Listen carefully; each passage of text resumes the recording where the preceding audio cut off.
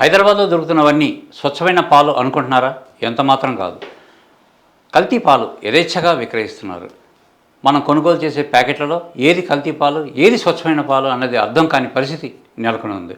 ఇటీవల చూస్తే తాజాగా మేడిపల్లిలో ఎస్ఓటి పోలీసులు దాడి చేసినప్పుడు ఒక కేంద్రంలో కల్తీ పాలు తయారు చేసే వ్యక్తుల్ని పట్టుకున్నారు.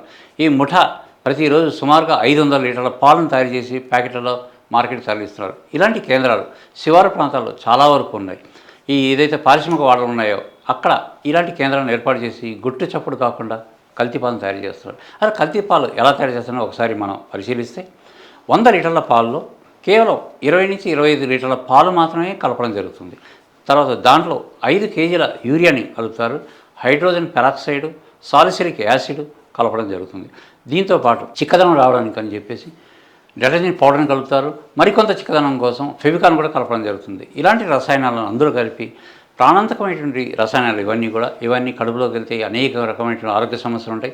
వీటిని ప్యాకెట్లలో పెట్టి మార్కెట్లోకి తరలిస్తున్నారు. ఆ మార్కెట్లో తరలించినప్పుడు కూడా చాలా తెలివిగా వ్యవహరిస్తున్నారు. ఏదైతే ప్రముఖ బ్రాండ్లు ఉన్నాయో హైదరాబాద్లో 12 నుంచి 14 బ్రాండ్ల పాల ప్యాకెట్లు విక్రయిస్తున్నారు.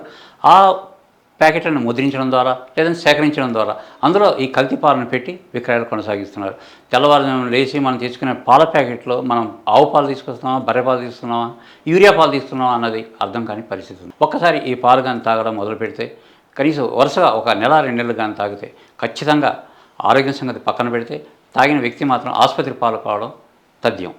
ఎందుకంటే హైడ్రోజన్ పెరాక్సైడ్ దేనికి ఉపయోగిస్తారు? డ్రైనేజీలు క్లీన్ చేయడానికి, వాష్ బేసిన్లు క్లీన్ చేయడానికి, ఇలాంటి వాటికి ఉపయోగిస్తుంటారు. ఎక్కడైనా ఎక్కువగా జిడ్డు పడిన ప్రాంతాల మీద హైడ్రోజన్ పెరాక్సైడ్ వేసిన తర్వాత దాన్ని కడగడం ద్వారా క్లీనింగ్ చేస్తుంటారు. ఇలాంటి చాలా ప్రాణాంతకమైన రసాయనం ఇది. మరోపక్క సాలిసిలిక్ యాసిడ్, దీన్ని వైద్య రంగంలో ఉపయోగిస్తుంటారు. ఇది చర్మవ్యాధులకు సంబంధించి ఉన్నటువంటి లోషన్స్లో చాలా తక్కువ మోతాదులో సాలిసిలిక్ యాసిడ్ ఉపయోగిస్తారు. దీన్ని డాక్టర్ చెప్పిన మోతాదు మేరకు మాత్రమే శరీరం పైన ఉపరితలం మీద మాత్రమే ఉపయోగించాల్సి వస్తుంది. దాన్ని కలపడం ద్వారా అది శరీరంలోకి వెళ్తుంది. మరోపక్క చూసుకుంటే డిటర్జెంట్ పౌడర్ గురించి ప్రత్యేకంగా చెప్పక్కర్లేదు. మురికి బట్టలను శుభ్రపరిచేటువంటి డిటర్జెంట్ పౌడర్ మన శరీరంలోకి వెళ్ళడం జరుగుతుంది. మరోపక్క చూసుకుంటే ఫెవికాల్ ఎంత పవర్ఫుల్ అనేది మనం ప్రత్యేకంగా చెప్పక్కర్లేదు. ఎంత పవర్ఫుల్గా పనిచేస్తుందో మనకు తెలుసు. 2 ఘన పదార్థాలను కలపడానికి ఉపయోగించేటువంటి ఫెవికాల్ను పాలలో కలుపుతున్నారు, కల్తీ పాలలో కలుపుతున్నారు. ఈ కల్తీ పాలు ఇవి దాదాపుగా 5 రకాల రసాయనాలు, ఇవి కాకుండా మరికొన్ని రసాయనాలు కలుపుతున్నారు. ఇవన్నీ తయారు చేసిన తర్వాత పాలని బయటికి విక్రయించడం జరుగుతుంది. 1 లీటర్ పాలు తయారు చేయడానికి సుమారుగా 5 నుంచి 6 రూపాయలు మాత్రమే ఖర్చు అవుతుంది కవర్తో కలిపి. కానీ బయట అమ్ముతున్నారు వీళ్ళు 60 రూపాయలకి, 70 రూపాయలకి, 80 రూపాయలకి అమ్ముతారు. దీంతో లాభాలు ఎక్కువగా ఉంటాయి, దీంతో మార్జిన్ ఎక్కువగా ఉంటుంది. షాపులకు వేసేటప్పుడు కూడా వీళ్ళు కల్తీ పాలని తెలిసినప్పటికీ కొంతమంది దుకాణదారులు తీసుకుంటున్నాయి. ఏదైతే వీళ్ళు బ్రాండెడ్ పాల ప్యాకెట్లు అమ్ముతున్నారో మధ్యలో వీటిని పెట్టి కూడా విక్రయించడం జరుగుతుంది. దీంతో ఏది కల్తీ పాలు, ఏది స్వచ్ఛమైన పాలు అనేది వినియోగదారుడికి అర్థం కాని పరిస్థితి. తీసుకొచ్చిన తర్వాత అనారోగ్యం పాలవుతున్నారు. కల్తీ పాలని చెక్ చేయడానికి కొన్ని మార్గాలు ఉన్నప్పటికీ అది పూర్తిగా ఫలితాలు చూపించవు. కేవలం ల్యాబ్లలో మాత్రమే దీనిని స్వచ్ఛమైన పాలు ఏది, ఎంత కల్తీ జరిగింది, ఏమేమి కలిపానని తెలుస్తుంది. ఇళ్లలో చేసుకునే ప్రయత్నాల్లో మాత్రం పెద్దగా ఫలితం ఉండదు. కొంతవరకు మాత్రమే ఇది నకిలీ పాలా, కల్తీ పాలా, లేదంటే వాటర్ కలిపారా అని తెలుస్తుంది. ఇకపోతే ఈ కల్తీ పాలు తాగడం ద్వారా ఇప్పటికే చాలా అనర్థాలు జరుగుతున్నాయి. అనేక మంది అనేక రుగ్మతలతోటి ఆసుపత్రి పాలవుతున్నారు. ప్రధానంగా మనం చూసుకుంటే కల్తీ పాల తయారీ కేంద్రాలపైన అధికారుల దృష్టి సారించడం లేదు.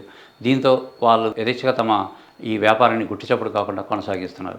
పైగా ఆర్థికమైన లావాదేవీలకు సంబంధించి ఇటు కొంతమంది పోలీసులు కావచ్చు, కొంతమంది మున్సిపల్ అధికారులు కావచ్చు, మరి కొంతమందికి పంచిపెట్టడం ద్వారా వాళ్ళు ఈ కల్తీ పాలని మార్కెట్లోకి ప్రవేశపెట్టగలుగుతున్నారు. ప్రభుత్వం ఇకనైనా తగిన చర్యలు తీసుకుని కల్తీ పాలను పూర్తి స్థాయిలో అరికట్టకపోతే, ఎలాగైతే కల్తీ కళ్ళు తాగి ఇటీవల మన కూకటిపల్లిలో 12 మంది ఎలాగైతే చనిపోయారో అలాంటి మరణాలు ఈ కల్తీ పాలలో కూడా త్వరలోనే మనం వెలుగు చూసే అవకాశం ఉంటుంది. ఈ విషయంలో ప్రభుత్వం దృష్టి సారించి తగిన చర్యలు తీసుకోవాల్సిన అవసరం ఎంతైనా ఉంది.